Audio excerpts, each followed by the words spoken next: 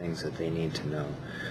For me, having a Caucasian male or female on posters, my kids don't connect to that, and they don't necessarily trust that. I already have a strike against me because I am a male Caucasian coming into a culture that's not my own. They don't necessarily trust me. So I have to gain that trust and expose them to their own culture, and not expose them to their own culture, but I have to have culturally relevant posters in my room. I have to be culturally sensitive, or else I wouldn't last here. I see a lot of teachers rotate through this system, and it's because they don't really try to accept the culture and be culturally responsive. And without that, I'm not going to gain the trust of my students. It's extremely important to have those in place. And it hasn't always, well, I have always had Native American posters in my room.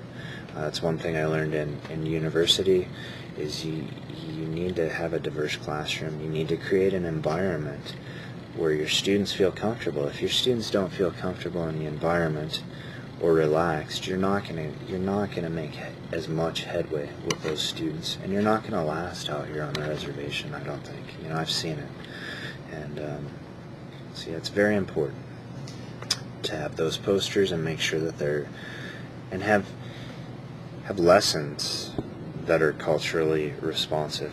You know, and that's a challenge for me, is to come up with those lessons and to appreciate their culture, and not necessarily teach their culture, but to let them tap in to their education through a cultural way.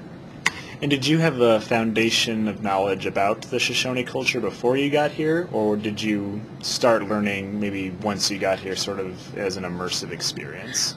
I didn't know much. No, I didn't know anything. I'm not even gonna lie. I didn't know anything. I grew up here in Wyoming. We have a ranch that's an hour away, and I drove through the reservation to get to the ranch quite a bit. That's all I knew about the reservation. I went to Black Hills State University, and that's where I first really became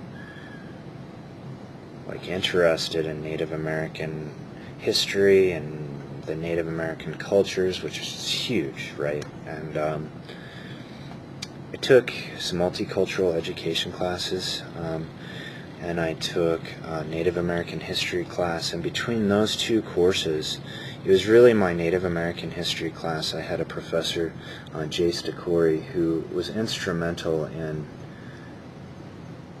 turning me on to Native American culture, history, and she was she's a Lakota woman, and I had a lot of respect for her.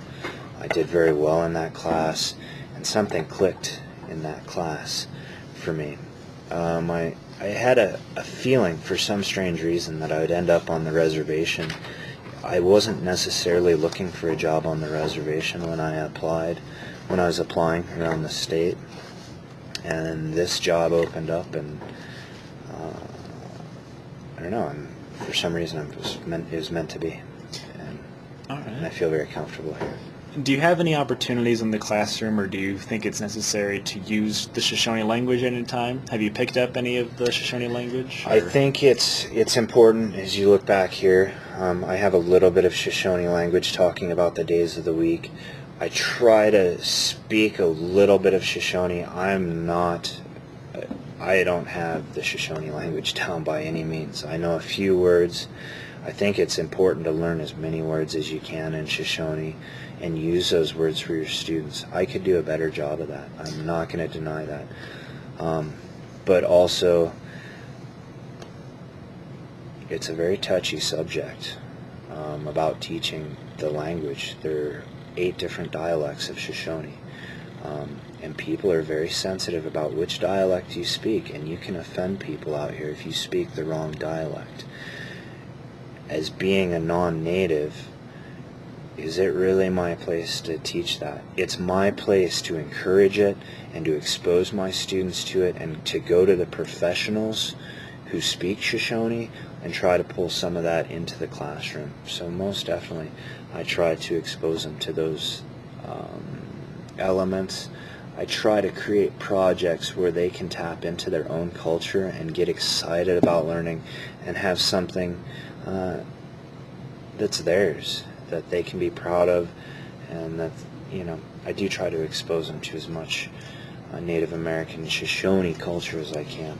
And bringing in guest speakers, exposing them to community members is it's essential. And all teachers could do a better job of that. All right. And as the language arts teacher for Washakie, do you have you had any meetings with the new curriculum board that's been developed here to try and revamp the language and culture being introduced to the classroom? Like, have they asked for your input on anything? Have you had a chance to speak with them? No, it's really not my place. Mm-hmm. Like I said, it's a very touchy, sensitive subject. They're developing the curriculum. They'll give me the framework, and then I'll know my boundaries of what I can teach and what I can't teach, and what is appropriate and what is inappropriate to teach. I'm not the professional in Shoshone culture. I'm not.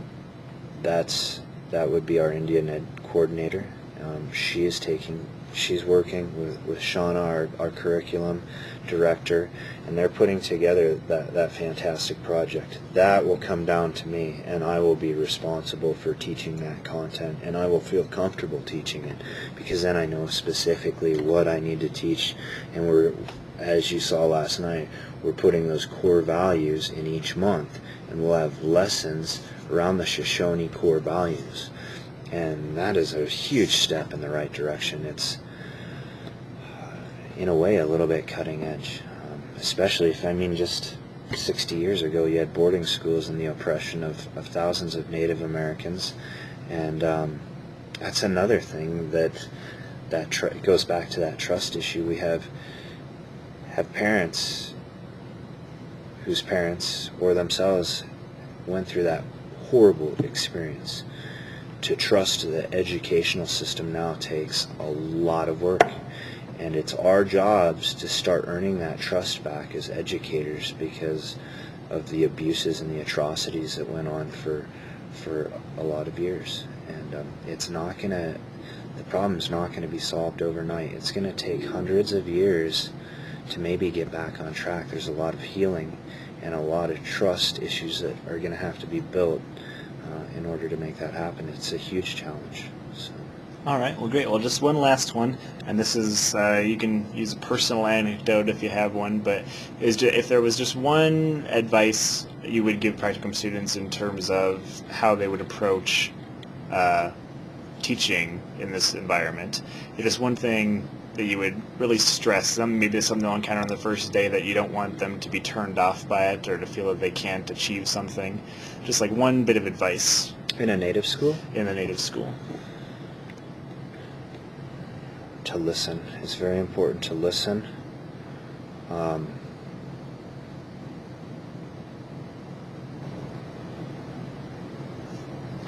It's important to be open-minded. It's important to be very sensitive about issues, and it's important to know your history, your Native American history, to see what has taken place. And linguistics recording. Don't come in here expecting to change the world. You're not going to change the world. You have to be sensitive to a culture. You have to, like I said, you have to listen, and you have to be willing to be open-minded. And it's a beautiful experience out here, but you do have to be prepared in those areas of being listening, being open-minded, and not instilling your values on another culture necessarily. You've got to be open-minded on that, and you'll be successful if you do those things, I think. You got to have kind of thick skin too, so that's something I've had to work on out here.